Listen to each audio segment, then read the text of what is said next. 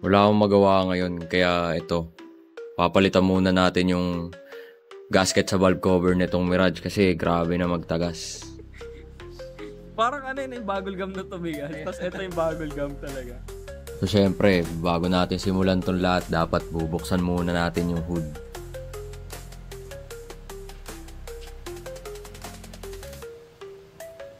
Pagkabukas ko nga pala ng hood biglang dumating si Peter.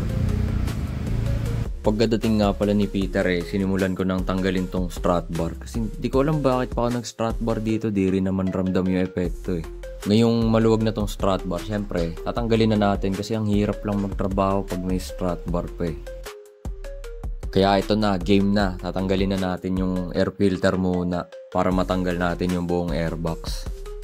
Nung natanggal ko na yung air filter, inassemble ko na yung ratchet. Kailangan pala natin dito yung 10mm, which is yung lagi nawawala.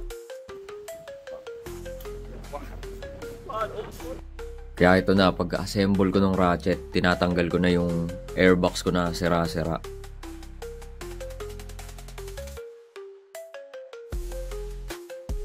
Siyempre, bago natin matanggal tong airbox, dapat tanggalin din natin tong hose na to para sa throttle body. So ito muna inuna ko yung snorkel ng airbox. Ayun, pagkatanggal natin nung snorkel, pati yung front part ng airbox, ito na yung likod na. Tapos syempre, pupunasan ko muna yan bago natin buksan kasi ayoko naman na madumihan yung aking makina. Tapos ito, inuna ko na nga yung ignition coils. Di naman need tanggalin yung spark plug kasi di naman siya madadaanan.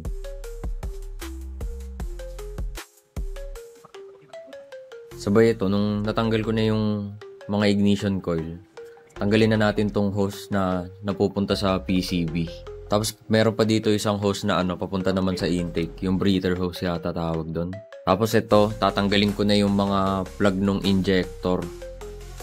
Pagkatas matanggal yung plug ng injector, ito na, simulan na natin tanggalin yung mga screw ng valve cover.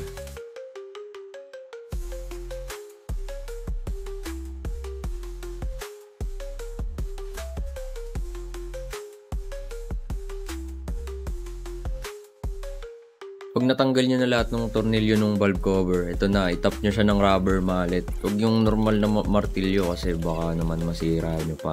Ito na, naiangat na natin. Napawawa ko dito kasi ang linis pa pala ng makina nitong Mirage na to. Di ko alam ba't pinunas-punasan ko pa to Pwede naman tanggalin na lang din Ito, pwede na natin tanggalin tong lumang gasket. Kita nyo naman dito kung gaano katigas at kalutong na tong gasket na to kaya need na din talaga palitan. Ito yung need talaga punasan. Yung mga kanal ng gasket. Kasi parang maganda yung lapat niya. Thailand yan. Sana natin. Yung bago nating gasket. Ito yung luma. Hindi naman na. Diferensya. Ito na, ilapat na natin yung gasket doon sa malinis na mga kanal.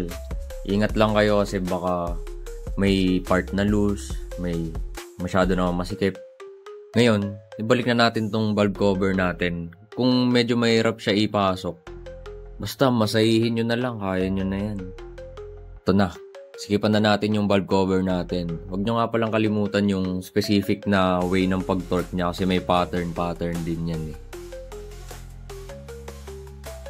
Pagkatapos natin i-screw lahat nun, syempre yung mga tinanggal natin, babalik din natin yan, tulad nito sa fuel rail.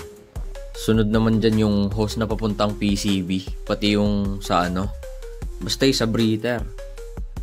Pagkatapos natin gawin lahat yon, ito na yung sa ignition coils naman, syempre kailangan na spark ng makina Tapos pag start ng palyado, ngayon, sikipan na natin to sa mga ignition coil.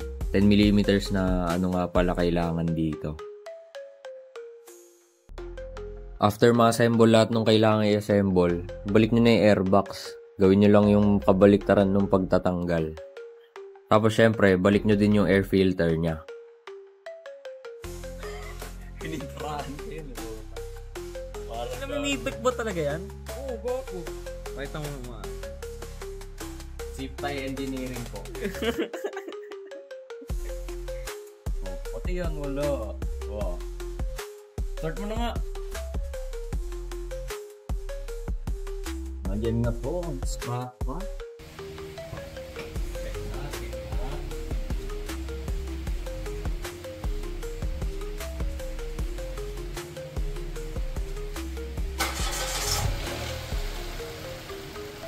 Blow by sir, blow by.